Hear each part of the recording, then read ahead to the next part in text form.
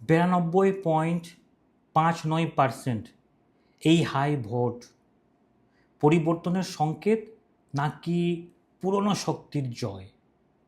নমস্কার, সালাম। আমি মোস্তাফিজুর রহমান, একজন পলিটিক্যাল স্ট্র্যাটেজিস্ট।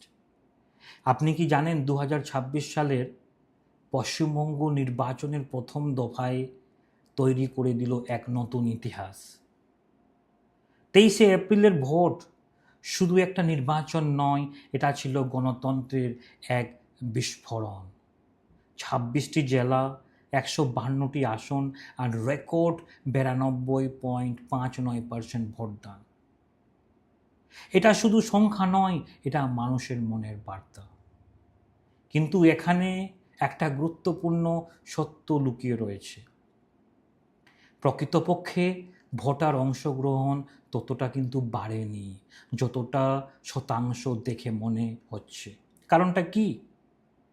কারণ SIR, স্পেশাল ইন্টেনসিভ রিভিশন, এর মাধ্যমে প্রায় 91 লক্ষ ভোটার তালিকা থেকে বাদ পড়েছে। আগে যদি মোট ভোটার থাকতো 7,60,00,000 যদি থাকতো, তাহলে এই 91 লক্ষ বাদ না দিলে মোট ভোটার দাঁড়াতো প্রায় আপনার সেম, যে বর্তমানে যেটা 6.75 করোড় যেটা রয়েছে, সেটা বর্তমানে থাকতো না, সেটা 7.6 করোড় থাকতো।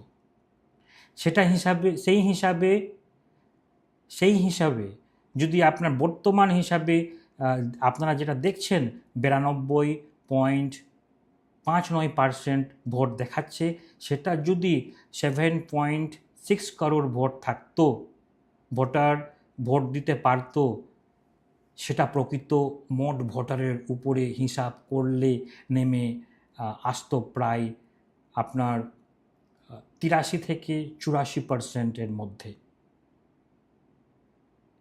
বুঝতে পেরেছেন তো?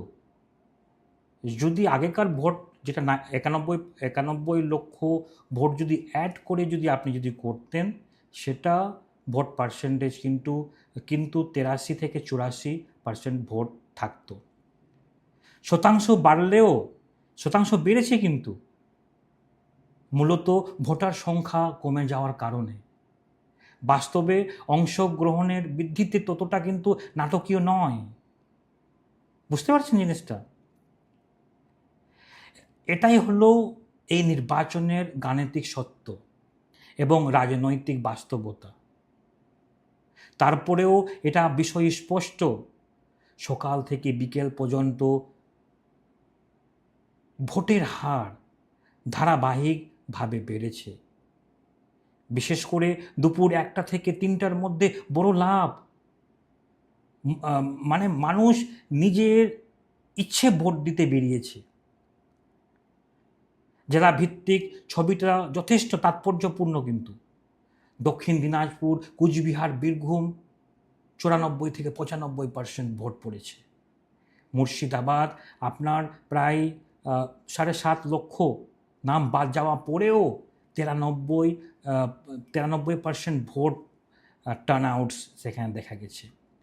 এটা কি শুধু অংশগ্রহণ নাকি এক ধরনের নীরব বার্তা? এখন বড় প্রশ্ন, বেশি ভোটার মানে কি সরকার বদল?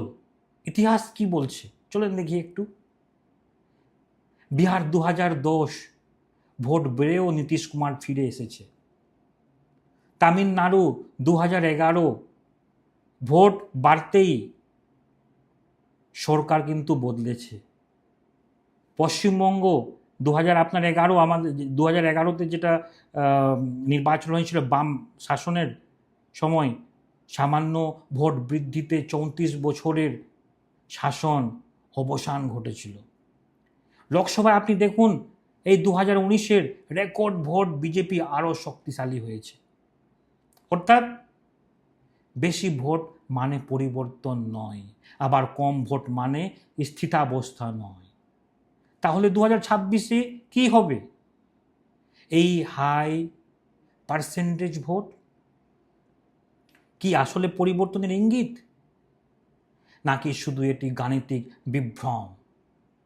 উত্তর লুকিয়ে আছে পরের দফার ভোটে, আর সেখানে ঠিক হবে বাংলার ভবিষ্যৎ। যদি এই বিশ্লেষণ যদি ভালো লাগে, অবশ্যই আপনারা সবাইকে শেয়ার করুন এই ইনফরমেশনটা সবাইকে জানানোর। আজকে এতটুকুই। নমস্কার।